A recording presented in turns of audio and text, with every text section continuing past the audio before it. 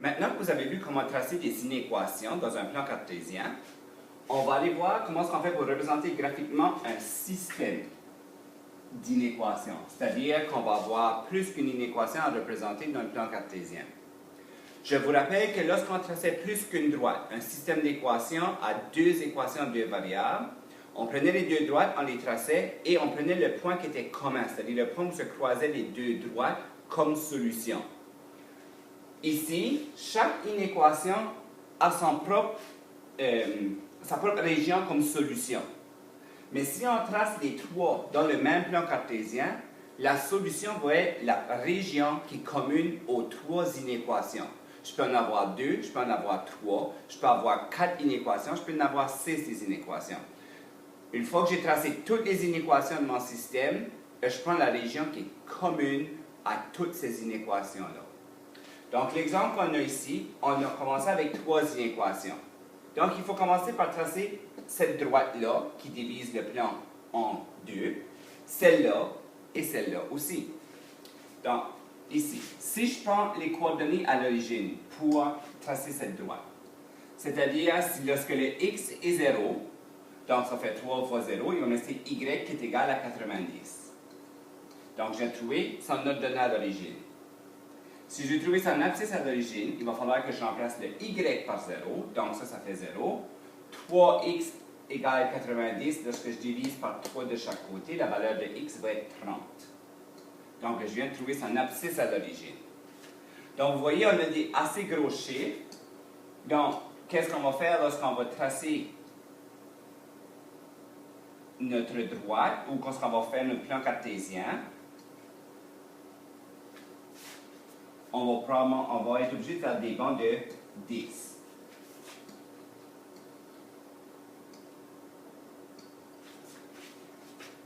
« 10, 20, 30, 10, 20, 30. » Ayant gradué nos axes des bancs de 10, on peut maintenant aller tracer cette droite. Donc, si on va à 0, 90, 1, 2, 3, 4, 5, 6, 7, 8, 9, l'autre donnée à l'origine est juste ici. 30, 0, donc l'abscisse à l'origine, elle est juste là. Donc, je vais m'essayer avec la règle de nouveau.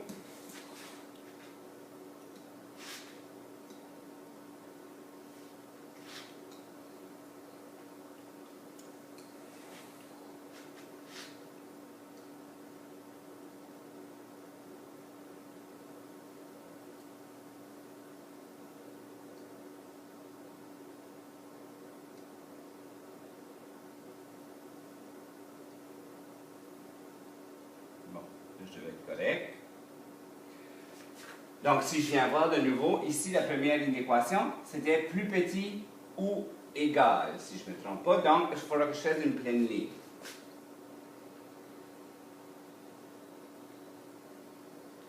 Bon. Je vais placer ma règle juste ici, parce que je vais l'avoir de besoin de nouveau tantôt. Donc, cette droite-là coupe mon plan en deux régions. L'inéquation, est-ce qu'elle me permet de colorier le dessous ou le dessus de cette droite-là?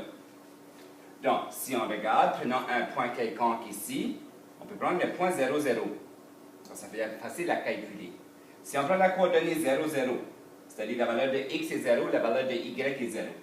Si je remplace 0 et 0 ici, 3 fois 0 plus 0, ça fait 0. Est-ce que 0 est plus petit ou égal à 90? Oui. Donc, le point 0, 0 est dans la bonne région. Ça veut dire que ce plan ici, cette région-là de mon plan cartésien, se trouve l'ensemble solution. Donc, on peut colorier le dessous. OK. Maintenant,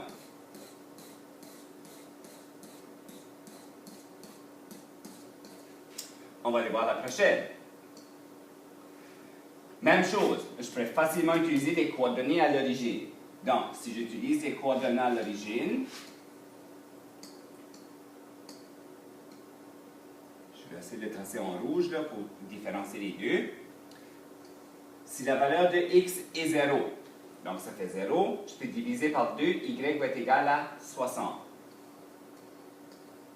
Ensuite de ça, si je place la valeur de y à 0, il va falloir que je divise par 3, donc x va être égal à 40. Donc, je viens de trouver l'ordonnée à l'origine et l'abscisse à l'origine de cette droite-là.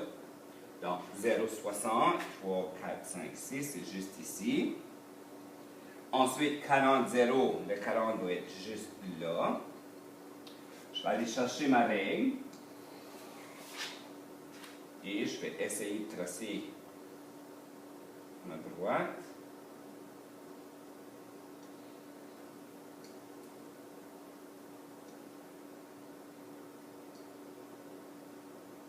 Je pense que je l'ai, ou presque.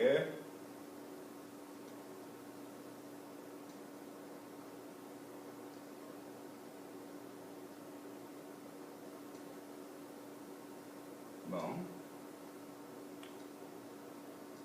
Avec une vraie règle, ça va évidemment plus vite. Voilà. Plus petit ou égal, donc il faut que j'aille faire une pleine ligne parce qu'on a l'égalité dans notre inéquation. Donc, on va faire une pleine ligne juste ici. Je vais aller placer ma règle là pour tout de suite. Maintenant, on voit que l'inéquation qui est ici va être délimitée par cette droite-là. Est-ce que l'ensemble solution se trouve au-dessus ou au-dessous de cette droite en rouge? Il faut prendre un point. N'importe quel point qui se trouve dans cette région ici ou dans cette région-là. Si c'est vrai, on est du bon côté. Si c'est faux, il faut aller de l'autre côté. Donc, on peut encore une fois prendre le point 0, 0. Ça va être facile à calculer. Donc, si on remplace le x par 0 et le y par 0, ça va me donner 0. Est-ce que 0 est plus petit que 120? Oui. Donc, le point 0, 0 se trouve également dans l'ensemble solution de la droite en rouge. Ça veut dire que ça va être en dessous. Donc, on va aller colorier le dessous. Comme ça. Maintenant, si on veut aller prendre et tracer 2y est plus grand ou égal à x, donc ici, on va utiliser la méthode de y est égal à mx plus b. Donc, on va envoyer le 2 de l'autre côté. Donc, l'inéquation qui ici devient y plus grand ou égal à 1 demi x, parce que j'ai divisé par 2 de chaque côté. Si je veux tracer cette droite-là, l'ordonnée à l'origine étant 0, juste ici, et j'ai une pente de 1 sur 2. Donc, si je monte de 10 unités, il va falloir que je me déplace vers la droite de 20 unités. De 10 unités, de 20 unités. Et voilà, ça va tracer ma troisième droite.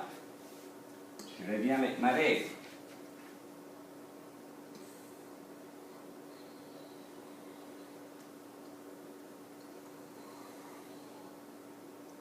Presque. Voilà.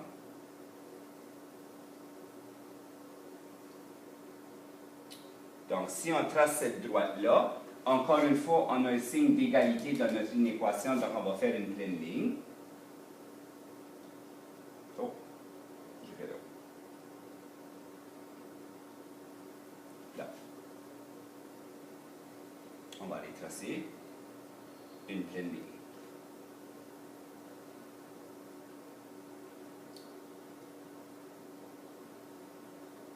Voilà.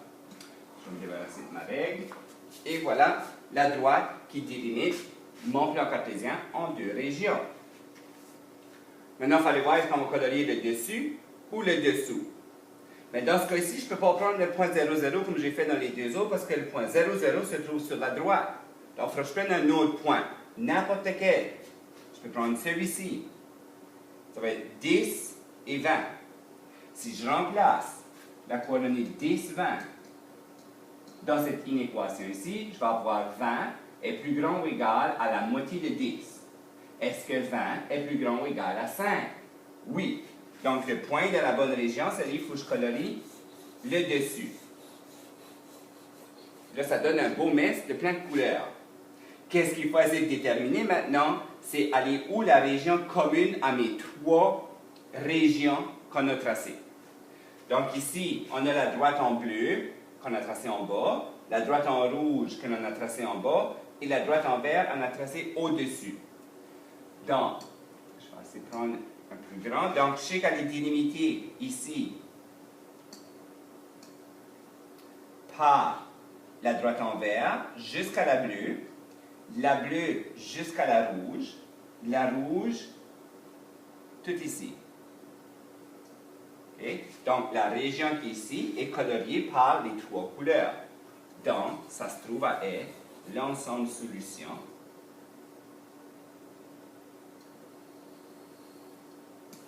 de notre système d'inéquation.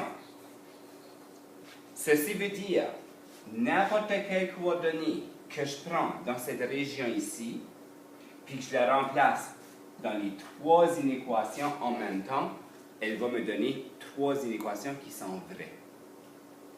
Si je prends des coordonnées dans les autres régions, il y a des coordonnées qui vont respecter certaines des inéquations, mais ils ne vont pas respecter les trois inéquations en même temps. Puis n'oubliez pas, lorsqu'on résout un système d'équations ou d'inéquations, on cherche des coordonnées qui rendent vraies toutes les équations ou toutes les inéquations de notre système. Donc c'est pour ça qu'on prend la région commune aux trois.